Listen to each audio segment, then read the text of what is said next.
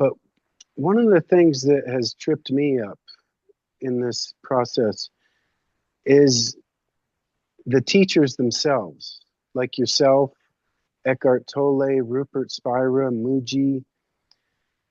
There's something that you guys all have in common, which is this ability to sit in a chair on a stage and basically field any question that comes your way. And so I think I developed this idea of that's what enlightenment looks like. But it only looks that way for the people that want to be a teacher of it. So I would like for you to talk about all the extra steps you had to do beyond enlightenment to be good at being a teacher of it, because they're two different things. It's like running for president versus being the president. Yeah. There's two different skill sets involved here. And I think a lot of people might have the same misconception that I do, that if I were to be enlightened, that I could do that too. I could sit on a stage and field questions all day long. But that's not necessarily true unless I go through the process of practicing speaking about these things and finding the patterns in my own mind where it'll trip me up. So there's whole nother set of skills involved in teaching these understandings. Yes, yes, yes. Yes, it's a good question, Patrick. And yes, you're right, in how you formulated your question. Now, not everybody who has an understanding about consciousness is sharing it or teaching it or sharing it in the stage, sort of, whichever way you described it. There are other ways in which the sharing takes place, and people writing poetry, people writing books, or people sort of being in relationships, in life where effortlessly there is that that the truth is, and the love is infecting others, not necessarily in the format in which Rupert and others are sharing. So in terms of the people who are more visible, there are two aspects, to that. There is a personality and vocation, sort of tendency, within the character, and there's also the skills. Now, in my case, from a very young age, I grew up with six boys, we're five brothers, and so we were always interacting and dynamic, and I've always been sort of a mixture of extrovert, and of course also there is the inner aspect that was always there in my life. But telling story and sharing and being on the stage, sort of, was sort of a part of my my makeup, my personality, you want to say. And actually, like, right after my first glimpse, I'm talking in 73, I found myself since then, although the understanding hadn't been, complete, there were still quite a bit of a journey to go.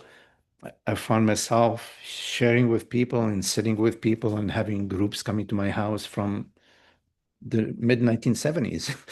So it's been just a part of my vocation, what resonates for me. Now, in terms of sharing, answering question and being in satsang, group meetings, there is, of course, for me, above all, the stability, just speaking for myself, the stability of the understanding, in that you're speaking from your direct living a life experience. This moment is nothing to do with past or future. So it's speaking from your direct experience. The other thing is the skills. Maybe I shared with you that although I had been teaching for many years, I actually feel, and I can say that I actually started teaching 13, 14 years ago, you know, as a result of having a certain glimpse with when I was in contemplating Francis's teaching, Francis Lucille's teaching. And so at that moment, there was a very clear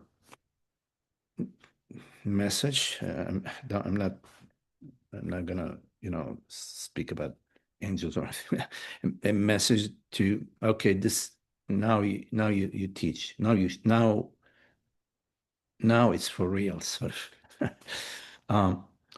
And I started, I just formed the meetup group, and very quickly the universe sort of said yes, and I found myself in the company of local, out in Virginia, like anywhere between 15 and 20 people regularly coming to my house for meetings. So that's what happened. In terms of the skills, I did follow Francis' teaching for a few years. I still, meet here whenever he has meetings in Temecula. But for quite a while, I was very interested in exploring how he was answering questions, what were the metaphors he was using, how he was, just by being exposed to his teaching, I developed some skills in answering questions. And then at some point I realized, I'm talking about maybe 2 or 3 years after I started teaching, that more and more of my voice was starting to come in. Somehow my own words, and that became more and more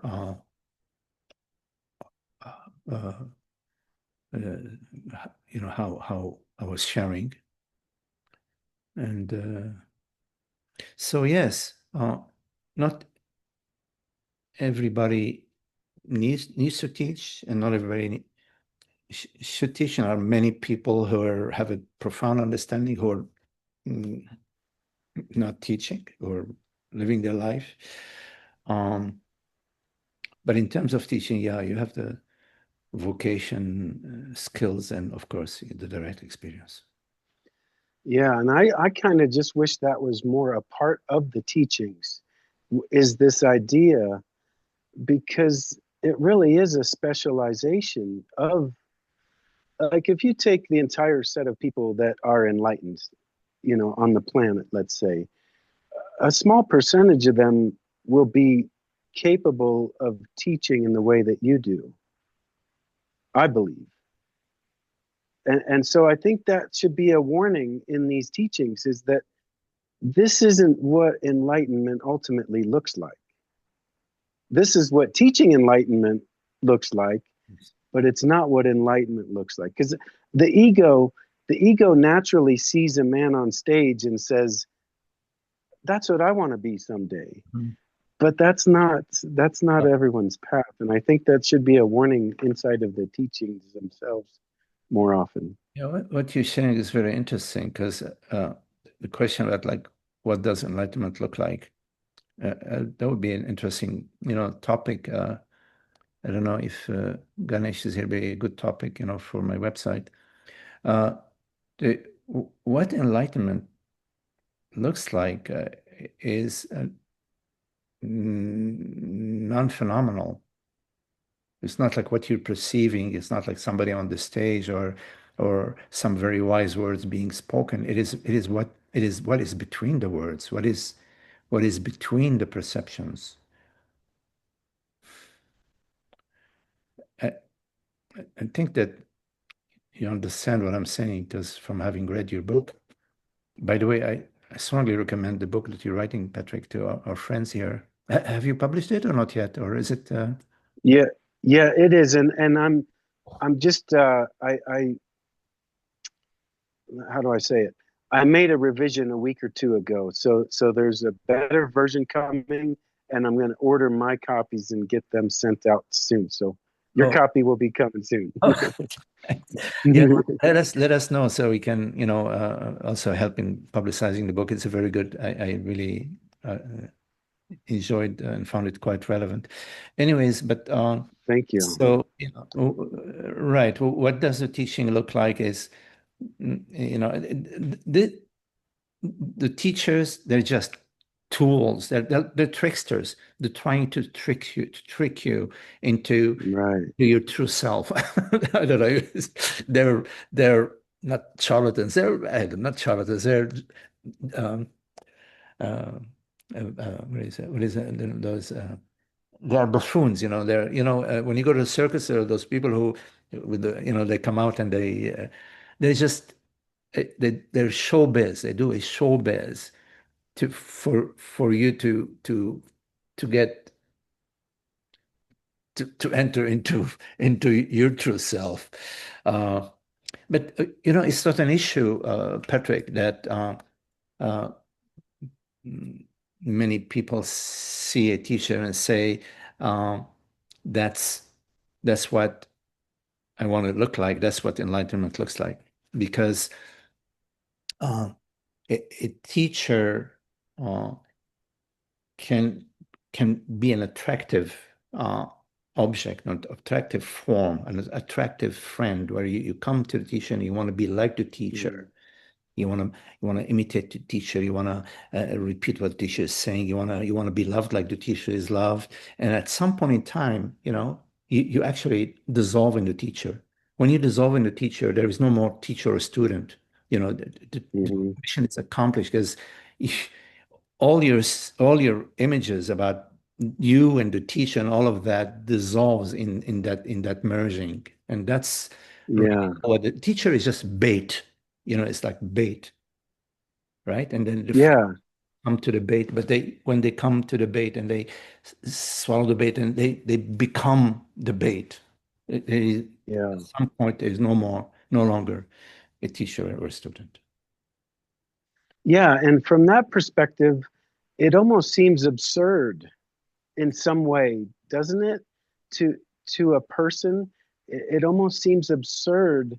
It's like teaching someone how to breathe, you know? Yeah, well, the It, it thing. feels so it feels so elemental, and yet we spend so much time like trying to turn off the mind enough to trick the body into breathing on its own. Right, right. I mean, there's a saying that we are all the self, but we are not knowingly the self.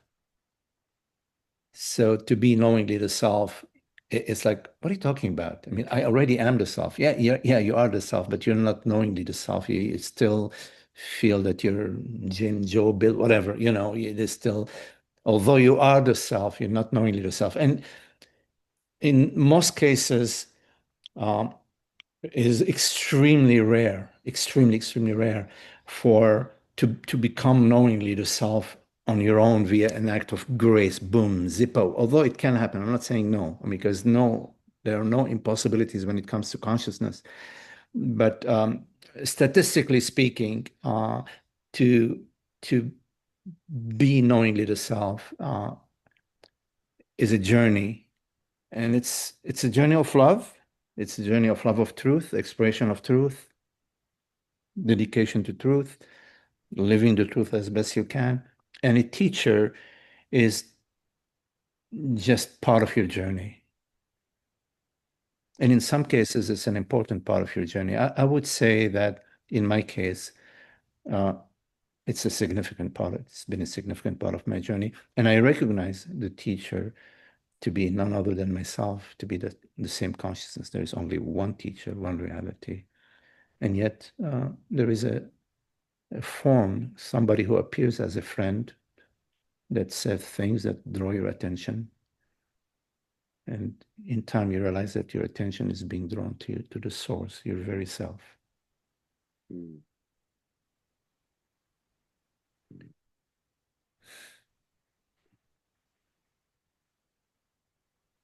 Thank you, Magdi. Yeah, good to see you, Patrick. Yeah, keep us posted about the book. I see that you. Yeah, I put a Okay. link in the chat Oh, there. cool. All right, great. Okay, thank you. Thank you. Yeah.